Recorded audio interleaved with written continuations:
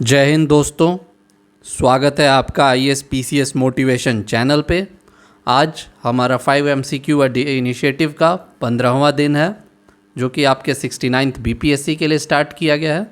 और आज के सेशन में जो है हम आधुनिक भारत के इतिहास के ऊपर MCQs को देखेंगे, मतलब MCQs on modern Indian history discuss करेंगे। So let's start our session. Question number 1, it says, which of the following social reformer has founded the Indian Women's University? Option A, B.M. Mallabari. Option B, Vishnu Sastri Pandit. Option C, Dhondo Keshav Karve. And option D, Ishwar Chandra Vidyasagar. तो जल्दी से आप video को pause कीजिए और ये बताइए कि इन चारों सोशल रिफॉर्मर में से किन सोशल रिफॉर्मर ने इंडियन वुमेन यूनिवर्सिटी को फाउंड किया था। ठीक है, तो इस क्वेश्चन का जो करेक्ट आंसर हो जाएगा धोंदू केशव कारवे, ऑप्शन सी। धोंदू केशव कारवे ने जो है 1916 में इंडियन विमेन यूनिवर्सिटी की मुंबई में स्थापना की, और इस यूनिवर्सिटी के कारण महिलाओं में हायर एजुकेशन का एक्सेस बढ़ा। बहुत इम्पॉर्टेंट रोल प्ले किया है इंडियन विमेन यूनिवर्सिटी ने विमेंस एजुकेशन में। अगर BM मल्लबारी की बात करें तो इन्होंने एक इम्पॉर्टेंट संस्था सेवा सदन को इस्टेब्लिश किया था। ठीक है, सेवा सदन जो है वो बेसिकली विडोज़ के एम्पावरमेंट के लिए, जो हमारी जो उस समय जो विधवा लोग थी उनके एम्पावरमेंट के लिए एक इम्पॉर्टेंट संस्था थी। ठीक है, जिनका कोई भी आश्रय नहीं था, उन्हें जिन विधवाओं का कोई आश्रय नहीं होता था उन्हें BM मल्लबारी की सेवा सदन आश्रय देती थी, उन्हें एजुकेट करती थी, उन्हें इकोनॉमिकली एम्पावर करती थी। विष्णु शास्त्री पंडित ने भी इसी तरह विडोज़ के लिए इम्पोर्टेंट वर्क किया, और उनका सबसे इम्पोर्टेंट संस्था विडो रीमैरेज एसोसिएशन था। ठीक है, उन्होंने विडो रीमैरेज एसोसिएशन की स्थापना की। इवन धोंदू केशव DK कारवे ने जो है विडो रीमैरेज एसोसिएशन में बहुत समय तक काम किया है। ठीक है, ईश्वर चंद्र विद्यासागर जो है वे गर्ल्स के एजुकेशन के लिए, विडो रीमैरेज के लिए, इस चाइल्ड मैरिज को रोकने के लिए, इन सारे सोशल इश्यूज़ पे इन्होंने बहुत सारा काम किया है। इनका जो एफर्ट है वो फाइनली जो है विडो रीमैरेज एक्ट, जो कि 1856 में पास होता है, उसमें कल्मिनेट भी होता है। ठीक है, तो ये हमारे सोशल रिफॉर्मर्स थे कुछ। आप सारे सोशल रिफॉर्मर्स के बारे में ज़रूर पढ़ लीजिएगा BPSC के लिए। Now move on to question number 2. Question number 2 says, which of the following Maratha Sardar families are correctly matched with the regions they controlled? आपको बताना है कि ये जो मराठा फैमिलीज़ दिए हुए हैं, इनमें से कौन सा जो है उनके जिस क्षेत्र को वो कंट्रोल करते थे, जिसके ऊपर वो रूल करते थे, वो करेक्टली मैच्ड है। तो नंबर 1 जो है वो है Peshwas of Pune, number 2 Bhosles in Baroda, number 3 Gaekwads in Indore, number 4 Holkars in Holkars in Nagpur, and number 5 Scindias in Gwalior. तो आपको बताना है कि कौन से करेक्टली मैच है। तो जल्दी से वीडियो को पॉज कीजिए और अपना आंसर मार्क कीजिए। आइए अब हम लोग आंसर को डिस्कस कर लेते हैं। तो बेसिकली जो मराठा स्टेट था वो बेसिकली मराठा कॉन्फेडरेसी था। ठीक है, बहुत सारे सरदार थे, मराठा सरदार्स थे, उनको मिला के एक मराठा कॉन्फेडरेसी था, सबको मिला के एक मराठा स्टेट बनता था। ठीक है, और ये सारे जो सरदार्स होते थे ये अपने अपने रीजन्स में इंडिपेंडेंट थे, अपने हिसाब से अपने रीजन्स को कंट्रोल करते थे, उन पे रूल करते थे। तो जो इनमें जो बहुत सारे मराठा सरदार्स थे, उनमें ये 5 जो यहाँ दिए हुए ये बहुत इंपॉर्टेंट मराठा सरदार्स थे। आप देखोगे कि ब्रिटिशर्स से जितने भी एंग्लो मराठा वॉर हुए, इन सब फैमिलीज़ ने बहुत सा इंपॉर्टेंट रोल प्ले किया। ठीक है, तो आइए अब हम लोग आंसर डिस्कस कर लेते हैं। तो जो पहला है पेशवाज ऑफ पुणे, ये बिल्कुल सही है। पेशवाज बेसिकली प्राइम मिनिस्टर हुआ करते थे मराठास के, उनका जो कंट्रोल था वो पुणे में होता था। ऑप्शन 2 जो है भोसलेज, तो भोसलेज जो है वो बेसिकली बड़ौदा के थे, भोसलेज जो थे वो नागपुर के थे, तो ये हमारा गलत हो जाएगा। ठीक है, भोसलेज ऑफ नागपुर। उसके बाद गायकवाड़ जो है वो बड़ौदा के थे, तो ये भी हमारा गलत हो जाएगा। ठीक है, और आप देखोगे जो होलकर्स थे वो इंदौर के थे, तो हमारा 4th भी रॉन्ग हो जाएगा, होलकर्स ऑफ इंदौर। सिंधियाज जो है ग्वालियर रीजन को कंट्रोल करते थे, ये बिल्कुल सही है। तो जो करेक्ट ऑप्शन होगा वो हमारा ऑप्शन सी हो जाएगा, 1 and 5 ओनली, ठीक है। तो मराठा भी इंपॉर्टेंट टॉपिक है मॉडर्न इंडियन हिस्ट्री से। Now let's move on to question number 3।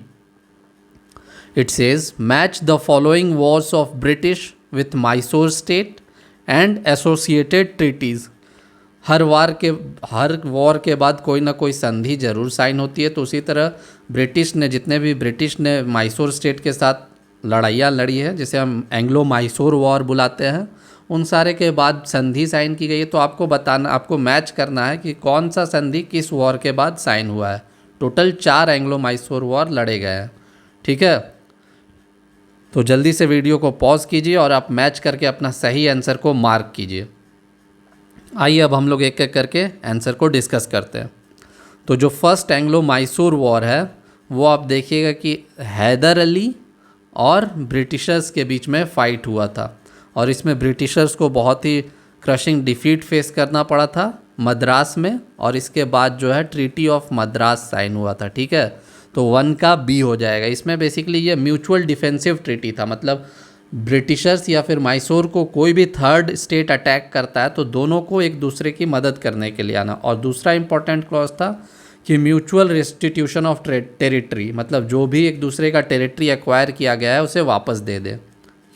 फिर सेकेंड एंग्लो मैसूर वॉर जो है, इसमें हैदर अली और टीपू सुल्तान दोनों किंग थे। स्टार्टिंग में हैदर अली थे, उनका बीच में देहांत हो जाता है सेकेंड एंग्लो मैसूर वॉर के टाइम में ही डिजीज़ के कारण, और उसके बाद फिर टीपू सुल्तान जो है कमान संभालते हैं। और आप देखिएगा सेकेंड एंग्लो मैसूर के बाद ट्रीटी ऑफ मैंगलोर साइन हुआ है, ठीक है। तो 2 का जो करेक्ट ऑप्शन हो जाएगा वो सी होगा। और तीसरा एंग्लो मैसूर वॉर जो है वो उस टाइम में कॉर्नवालिस जो है गवर्नर जनरल थे।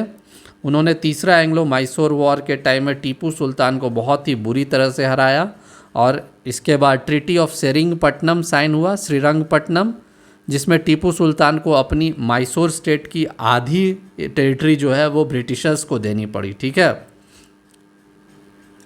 चौथा एंग्लो मैसूर वॉर को लड़ते लड़ते टीपू सुल्तान मर जाते हैं, और जो मैसूर स्टेट है वो हार जाता है। और इसके बाद क्या होता है कि जो मैसूर के जो ओरिजिनल वुडियार डायनेस्टी होते हैं उसे लॉर्ड वेलेस्ली रिस्टोर कर देते हैं, और फिर वुडियार डायनेस्टी मतलब मैसूर स्टेट के साथ सब्सिडियरी अलायंस को साइन करते हैं, ठीक है।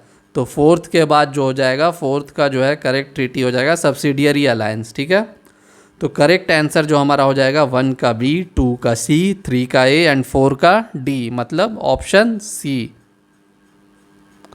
Now let's move on to question number 4। देखिए जितने भी ब्रिटिश के वॉर्स हुए हैं मैसूर के साथ, मराठा के साथ, पंजाब के साथ, उन सारे को आप अच्छे से कवर कर लीजिएगा। सारे रीजनल स्टेट्स को हराने के बाद ही ब्रिटिश साम्राज्य की स्थापना हुई है, ठीक है। Now move on to question number 4। Question number 4 says who said that the revolt of 1857 was neither the first nor was it national nor was it a war of independence।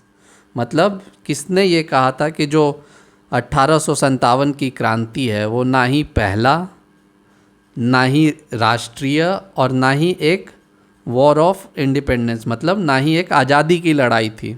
Option A R C. Majumdar, option B V D. Savarkar, option C James Outram and option D S N. Sen, ठीक है। तो जल्दी से अपने answer को mark कीजिए।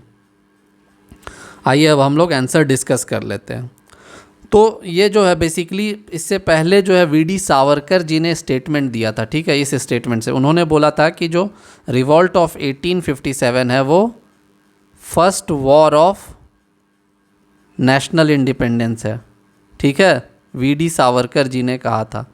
तो इसी के रिस्पॉन्स में जो है आर.सी. मजूमदार जी ने कहा था कि जो 1857 का रिवॉल्ट है वो ना ही फर्स्ट है, इससे पहले भी बहुत रिवॉल्ट हो चुके हैं, ना ही नेशनल है, ये एक राष्ट्रीय रिवॉल्ट नहीं है, और ना ही ये ना ही ये आज़ादी की लड़ाई थी, ठीक है। तो जो ये हमारा क्वेश्चन है उसका करेक्ट आंसर हो जाएगा option A R C. Majumdar. James Outram की बात करें तो जेम्स ऊट्रम बोले थे ये बेसिकली जो 1857 का जो रिवोल्ट है वो बेसिकली मुस्लिम रूलर्स का रिवोल्ट है, जो कि चाहते थे कि ब्रिटिशर्स को ओवरथ्रो करके अपना रूल फिर से इस्टेब्लिश कर पाए, ठीक है। और एसएन सेन जो है, एसएन सेन जो हिस्टोरियन है वो बोलते हैं कि ये बेसिकली जो 1857 का रिवोल्ट है वो बेसिकली एक सिपॉय म्यूटिनी मतलब सिपाही विद्रोह था, ठीक है। तो ये कुछ इम्पॉर्टेंट स्कॉलर्स के व्यू पॉइंट हैं। तो आप 1857 के रिवोल्ट को भी अच्छे से कवर कर लीजिएगा अपने बीपीएससी के लिए। Now let's move on to question number 5, जो कि आज का हमारा लास्ट क्वेश्चन है। It says which of the following commissions were constituted during 1880 to develop strategies to deal with famine, ठीक है।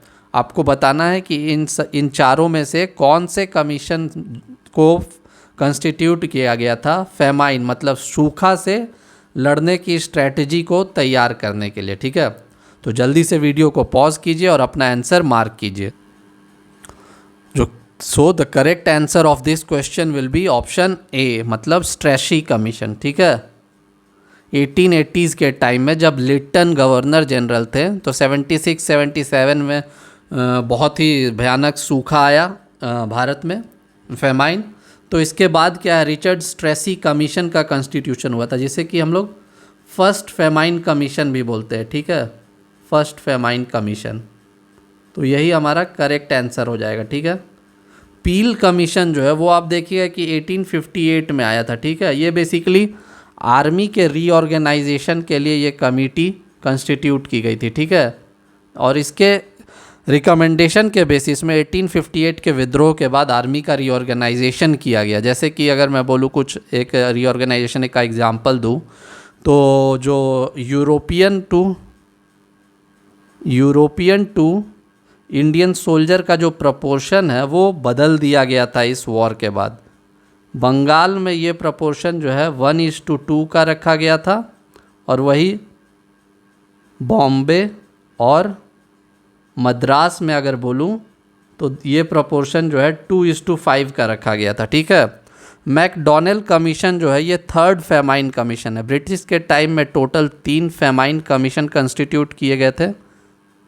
तो मैकडॉनेल कमीशन जो है वो 1990 के समय में 1890 के समय में 1900 में कंस्टिट्यूट किया गया था और ये थर्ड फेमाइन कमीशन है, ठीक है। और जो हमारा एचिंसन कमीशन है ये जो है ये इस कमीशन के बेसिस पे जो लिटन के समय में क्या हुआ था कि वो बहुत ही रिएक्शनरी पॉलिसीज़ ला रहे थे। तो उन्होंने क्या किया था कि इंडियन सिविल सर्विसेज में ना घुस पाए, इसलिए उन्होंने मैक्सिमम एज जो है वो 19 ईयर्स कर दिया था, ठीक है। तो ये इससे इंडियंस को बहुत चैलेंज हो रही थी इंडियन सिविल सर्विस में घुसने के लिए। तो एचिंसन कमेटी के रिकमेंडेशन पे ही फिर से मैक्सिमम एज को बढ़ा के 23 ईयर्स किया गया था, ठीक है। तो ये बेसिकली एचिंसन कमीशन जो है वो सिविल सर्विसेज रिफॉर्म के लिए कंस्टिट्यूट किया गया था, ठीक है। तो हमारा जो करेक्ट आंसर है वो स्ट्रैशी कमीशन हो जाएगा। So this was it for modern Indian history. Thank you for your patience listening.